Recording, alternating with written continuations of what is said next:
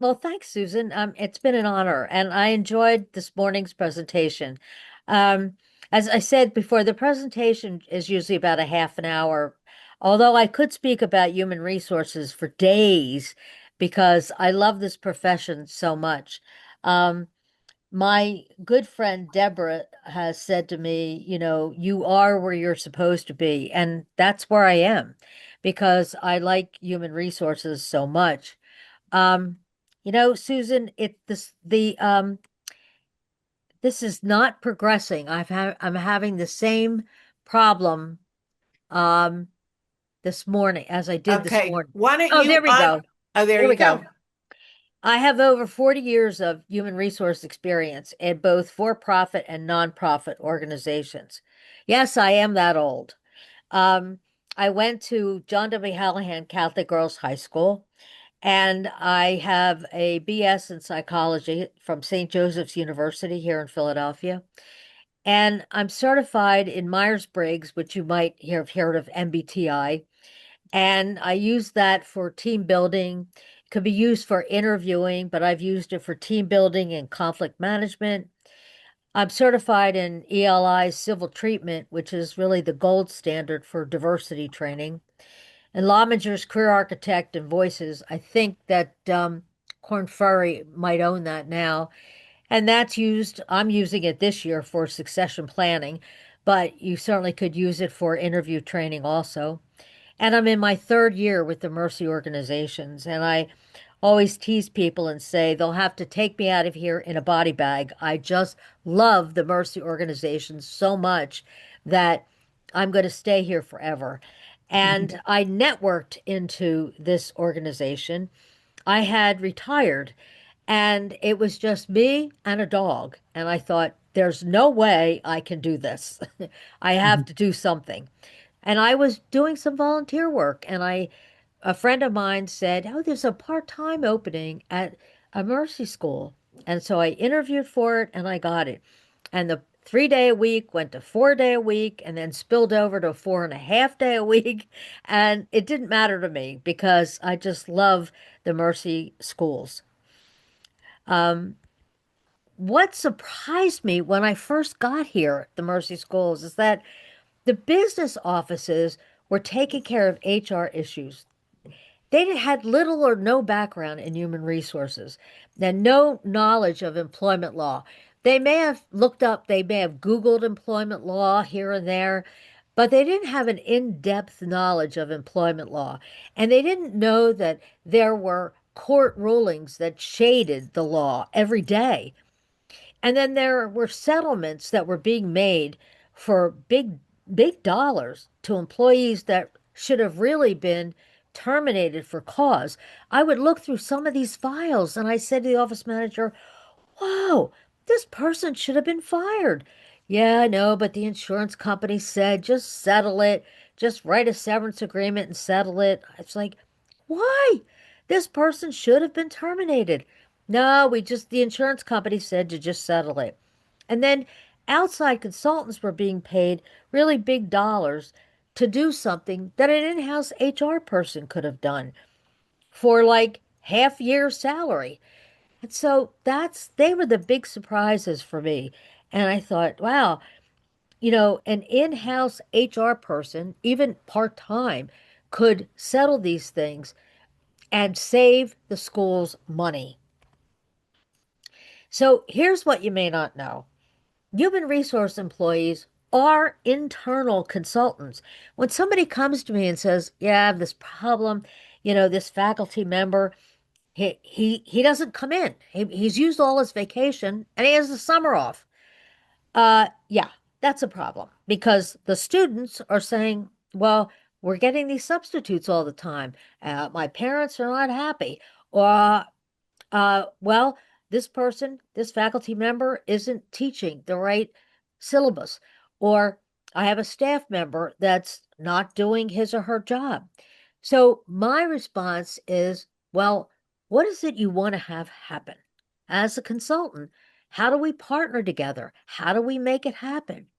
My responsibility is to support your goal. What is it you want to have happen? Now, If you say something to me like, well, I want to fire that person, no, no, no, no, let's take a step back and work together to make sure that we're successful. The school's successful, the person that's having the problem is successful, and the manager is successful. So let's talk about options. What are some of the options? And then, as the HR person, I'm able to view the issues from multiple vantage points so that the finance department, if they have a situation where somebody needs to go on probation, that person would get a letter that looks just like the faculty member in the STEM department.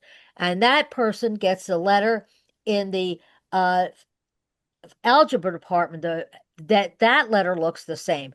So there's a consistency across departments. So if we're ever audited, they all look the same. And the person who is getting these letters or is getting talked to understands the same information. They're getting the same information from their manager. So the managers will come to me and say, I don't know how to talk to that person. Okay, I'll give you the words. Let's talk about what you're most comfortable saying. Oh, I don't feel comfortable telling so and so that he hasn't been able to run up the stairs because he's overweight. Okay, we don't have to do that. We could say, um, you know, Joe, I'm worried about you. I see you huffing and puffing a lot. Are you okay? So I give them the words to help them with the situations. This way, if they do all the above, by being able to define school-wide strategic goals, align them with legal concerns, and it doesn't help, it helps the schools stay out of litigation.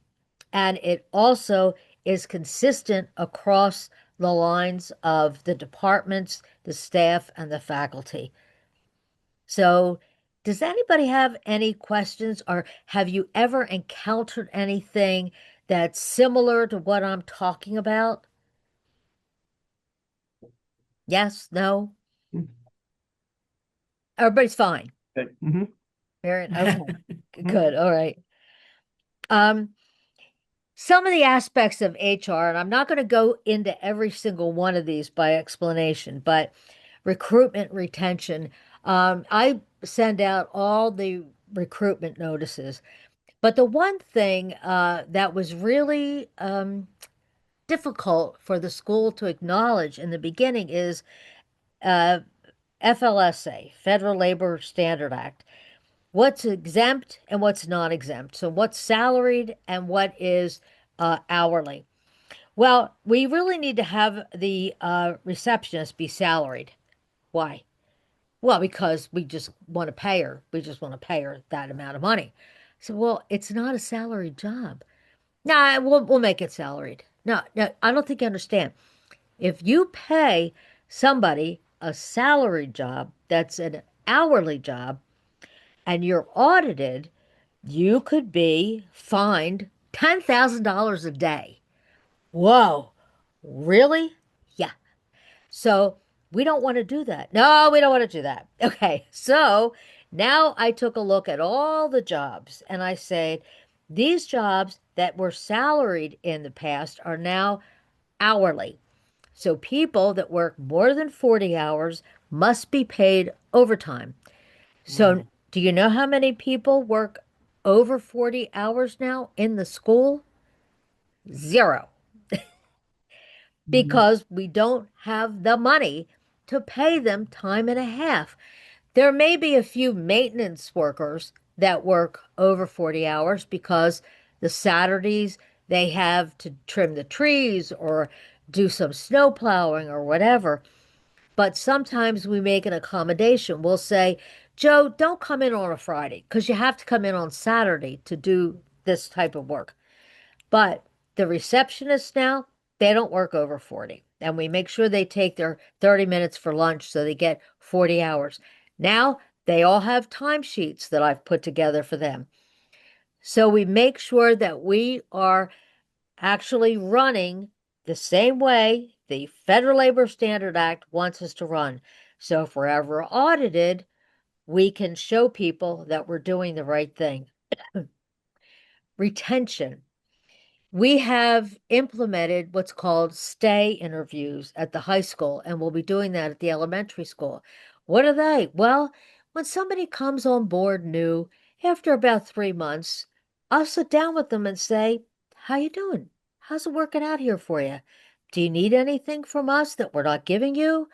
Is the job exactly what you thought it was going to be? I mean, you applied for this job as a faculty member to teach physics. Is it what you thought it was going to be? You applied for this position as an accountant too. Is it that accountant too? Well, yeah, sometimes. Well, it's changed a little bit. How can we make you whole? How can we do better? And that's what the stay interview is. Does anybody else do anything like that? Do any stay interviews? I'll talk. Yeah. First I've ever heard of it. Yeah, I wouldn't say that we do stay interviews, but what we do, and we do it with new faculty and staff, well, particularly with new faculty, we have through the first year regular meetings with new faculty in making sure that they're having what they need. Now, I don't want to go out and say that we're doing it perfectly because it may be that it becomes just very perfunctory and, Hmm. not really getting into, individually, do you have what you need and is this what you think? But I think we try to get to that by doing those meetings. That's wonderful. That's great. Mhm. We have a mentorship program that we Mhm. have at the high school where everybody that's new is assigned a mentor. We have mentorship meetings and we have stay interviews with the HR person. So we really do our best in the beginning to keep people engaged and give them what they need so that they remain with us. Mhm. And then we also do exit interviews. Does anybody else do an exit interview when people leave? We do. Yeah, I find that they're really valuable. Marianne, what do you do with the information that you get from Well, the and that's something like that I'd be interested in what you say. Not a lot. So, the exit interviews are done and, basically filed, but I'd love to hear what your advice is on what to do with that information, who it should be, to whom should it be shared, and what to do with it. I give it back to the manager of the person that's leaving. And the reason I do that is because the manager needs to know how that person felt when that person was here. And sometimes it's good information for the manager because that manager is going to be hiring a replacement. And that replacement needs to know that, gee, uh, the person leaving would have stayed if you had weekly meetings with me, if Mhm. you shared X, Y, and Z with me. When I say to the person, why are you leaving? Well, I'm leaving for another job. Now, I don't want that answer. I know you're leaving for another job, of course. I want to know what pushed you to that point to look for this other job. I want Mhm. to know what the impetus was. Why did you decide I'm going to look for another job? Or did somebody tap you on the shoulder, a former employer? And why did that pique your interest? Why did you decide to leave Gwinnett? So I really probe. And Mhm. I do it in a nice way. It's not like I'm saying, well, why did you leave us? Why did you decide to leave Gwinnett? We're such a great place. So, well, why, tell me a little bit more about that. And people will open up and say, the last one I had, for instance, said I really wanted weekly meetings and she kept canceling them. And Mhm. I really didn't like that. And Mhm. so that's the information I give back to the hiring manager to say, you know, this person really wanted weekly meetings. Is there a reason why you didn't have them? Well, we got busy and blah blah blah. I said, well, you need to implement those and to make sure that they happen with the next person that you hire. So I Mhm. think that a lot of that is valuable information. Now, did you have your hand raised? Hmm. You're on mute. No, I know. Sorry, I was trying to find my mouse. I'm on three that's all screens. right. And I'm tackling my puppy who's a little rambunctious right now. Um, Can I go back to the stay Sure. interviews for a minute? Because Mercy Education, we do like a 90-day review. So Um, do we. and I guess in some sense, we talk about uh I mean, I guess we would get to the root of some of what you were saying in terms of like, did this, meet the expectations of the job or, but I think it's kind of more of a mutual review. There's, input from us and the party. But I wonder, do you see that as something different than, Well, um, I kind of do because I'm the HR person. I don't really have any skin in the game. I'm not the manager. And when we do the offer letter, we say you have a 3-month introductory period. You're not allowed to use the word probation. That's against the law now. You have to Mhm. say introductory period. And that's with the manager and the employee. And so that's the 3-month review. So for me, I just do it maybe after you're here 2 months, 3 months, 4 months. I just set up a time for that person to meet with me and we have coffee and we just chat. So it's not like very formal, but I Mhm. do have a stay interview uh, template that I'm going to give to Susan and she can give to you. It's a questionnaire and I follow that, but it's not so formal that I don't, go off of it and chat with them and talk to them about what it's like to work at Gwinnett. yes, thank you. Hmm. I have a quick question. Sure. When you are doing the interview with them, do they realize it's going back to to their supervisor? The stay interview, Yeah. Well, no, I'm sorry, the exit interview. yeah, I tell them it is. Okay. So they're as free as they choose to be, knowing it's going back to the supervisor. They're leaving. Yeah. So, it's like their last day. Yeah. Yeah. Okay. Yes. I'm upfront with them. Yes. Okay, good. Uh, Yeah, Father Father? Calderon has Yeah. his hand raised Mhm. also. That's what I said. Father, you have a question? Yes. Hi, Donna. Sorry, I apologize to everyone. My camera is off because I'm recovering from knee surgery and I'm currently in bed. No Uh, problem. and so I thought it inappropriate, but I wanted But to I be on saw the. your hand raised. That's okay. Yes. So, Donna, Krista Ray's situation is a little more layered in that we belong to a network additionally, in addition to the Mercy Ed, called the Krista Ray Network. And they recently have encouraged state conversations to be facilitated by the principal and faculty in anticipation of letters of intent, and the timeline being have the state conversations with faculty now, letters of intent issued separately so that there's a distinction late January, mid to late January, and then contract conversations, typically with the principal and myself, the president, take place in around mid-March. Uh, your thoughts, reactions about the stay conversations being facilitated by the principal and the faculty? I think as long as you do them, that's definitely a plus. As long as they're being done, Okay. that is a plus. Um, so as long as they're being done, I, I need to put one one thing out there.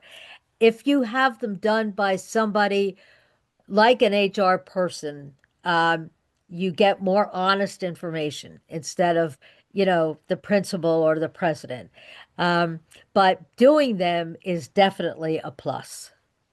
Okay. Thank you. Stay conversation is the question, having a conversation, do you plan on staying?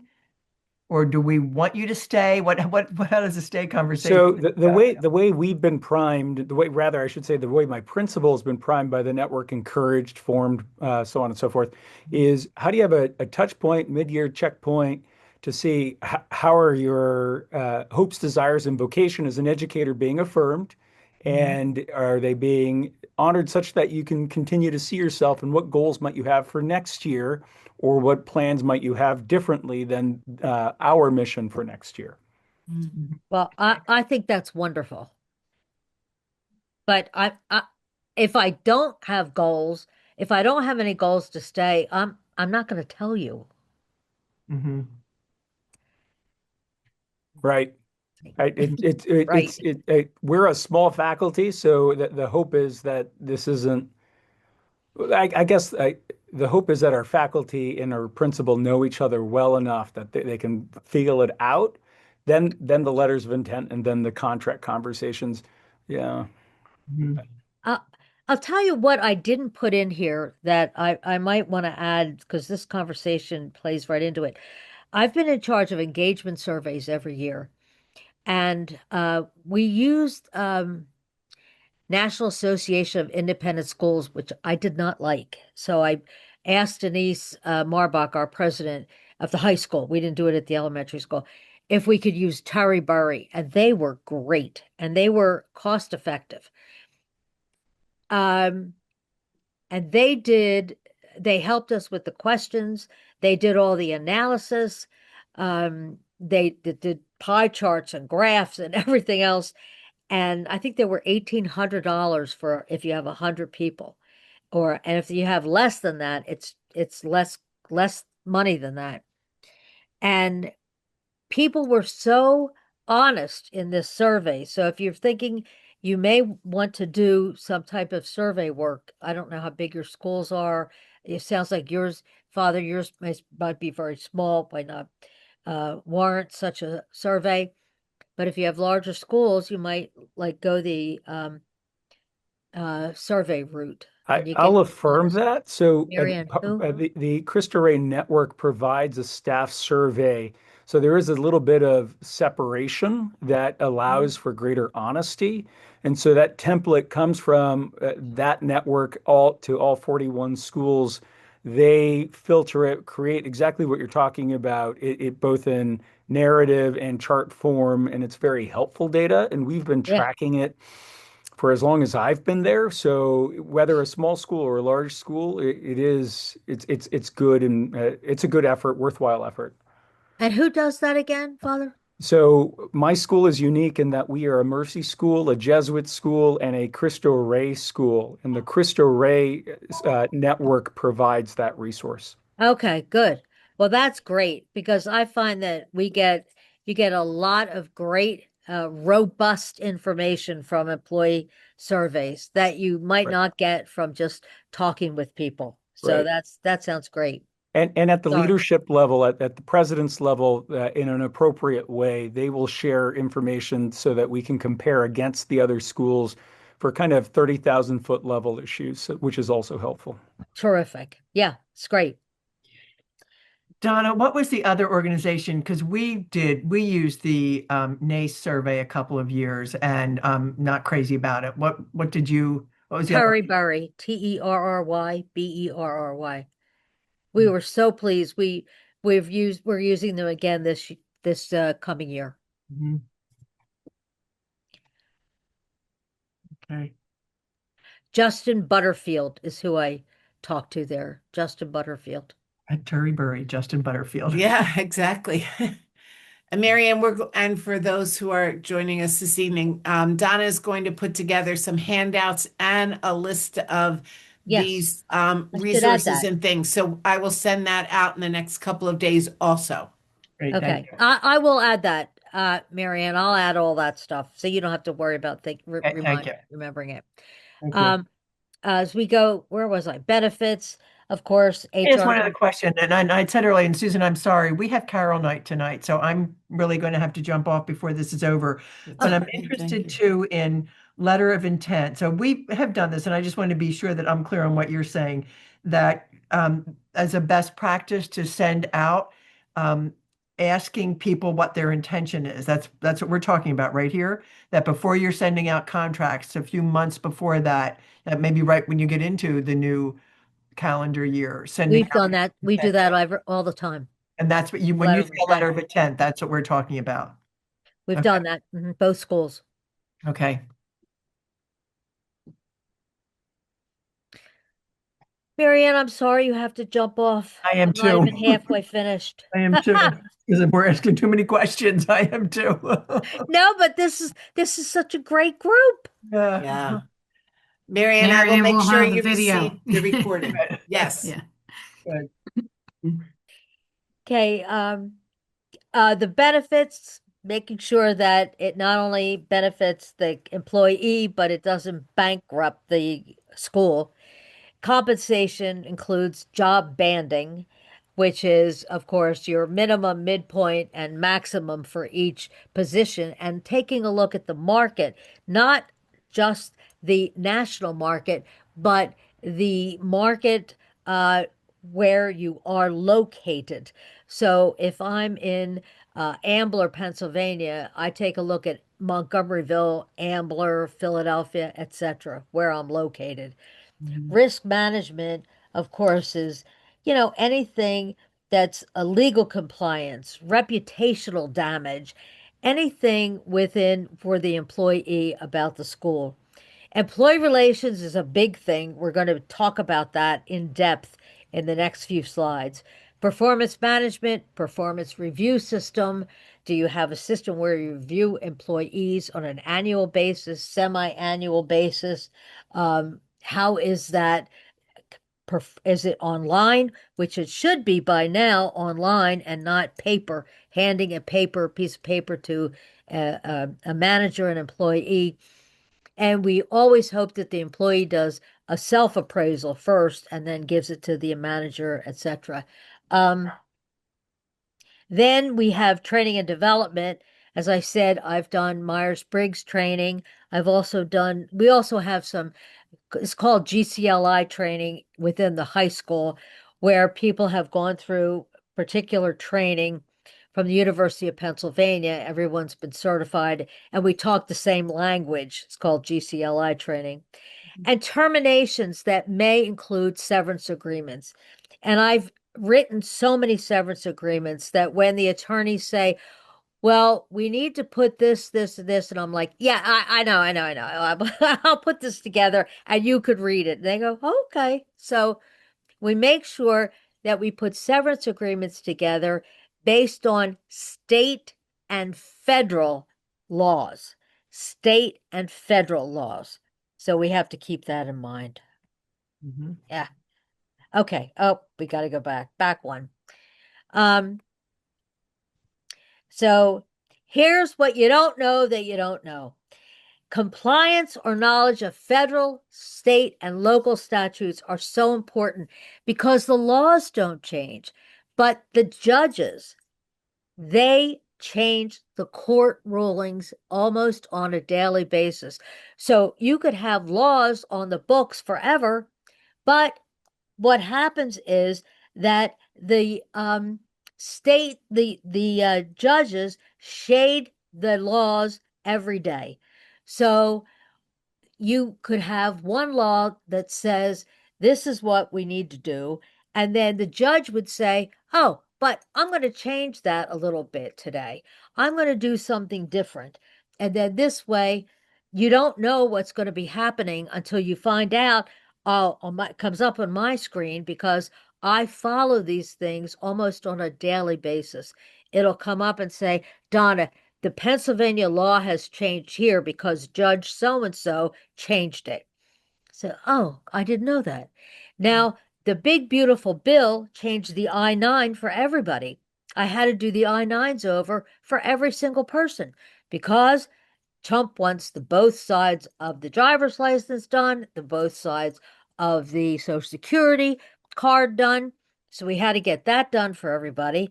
And of course, the passports are fine. Now, what happens for me is that I attend these free labor law events. So if you have um, law firms near you, you can contact them and say, I'd like to get on your mailing list. I use Cozen O'Connor, I use Littler, just contacted them and said, if you do employment law seminars, I'd like to get on your mailing list. They put me on the mailing list. Once a month, I'm at a Cozen O'Connor labor law event. I'm at a Littler labor law events, Deckert labor law events. Find out the big law firms near you, get on their mailing list, and they're for free for like an hour, 90 minutes. They'll give you all the information you could possibly want with regards to federal law or state law in your state, because that is so important. Yes, Marion. Did I hear you say, so the I-9, that's the document that you have to have on all Yeah, employees about their ability to be able to work. And you're saying they all needed to be updated? yeah, with the big beautiful bill. Yeah, I haven't heard discussion about that from our business office, so I'm going to go follow up on that. Yeah. Yeah. Um, I also belong to SHRM, Society of Human Resource Management. I'll give you all the information on SHRM. It's $300 a year to belong to that, but you'll get all information almost on a daily basis that comes through there that says, here's the information from for human resources if you don't have an HR person. Here's the stuff that needs to be in your handbook. Here are the new policy changes that are coming through. I gave an example this morning that in Pennsylvania, Governor Shapiro proposed a change saying that in Pennsylvania, every posting, job posting, had to have a price on that job. It had to have you get paid between Mhm. 50 or 80,000. Had to have that. Um, and that was supposed to start in September. But they were so late in passing the budget in Pennsylvania this year that it was in the queue, but it never got voted on. So now the budget wasn't passed in Pennsylvania till late November.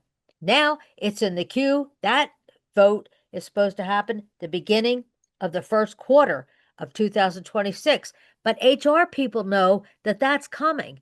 But business people, they don't know that that's coming. Oh, that's coming? I didn't know that.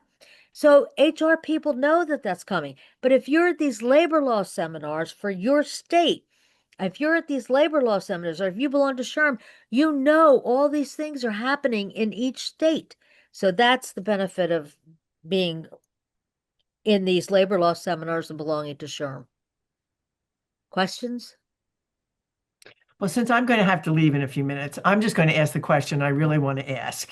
Go ahead. Not how do I get so many more emails and get so many interviews, but to find, and maybe I shouldn't even ask this now, but to find a person like you. How do you find a person like me? Yeah, Where are you located? in Montgomery County, in Lower Merion Township. Oh, I live in Lower Merion. No, I'm Well, kidding. we're right on Well, Montgomery you Avenue. probably if you could find a part-time human resource person, or you could share with another school. Hmm. Maybe if That's you have some advice for me, we could talk offline. that would be fine. I'm going to put my number on and my email on the handout, Okay, that'd be great. Thank you. and I can help you find somebody. I'm not leaving anywhere, so I I can know, I help you didn't think find you were, somebody. so I wasn't going to do that, but Yeah. Okay. Denise All would be right. really mad at me. Okay. These are the Thank you, skills. Marianne. Enjoy your Thank you. evening. Thank you. Yeah, it'll be Yes. great. This has Nice to been meet great. you. Thank you so much. You as well. Thanks. God bless everybody. See you. Bye-bye. Bye-bye.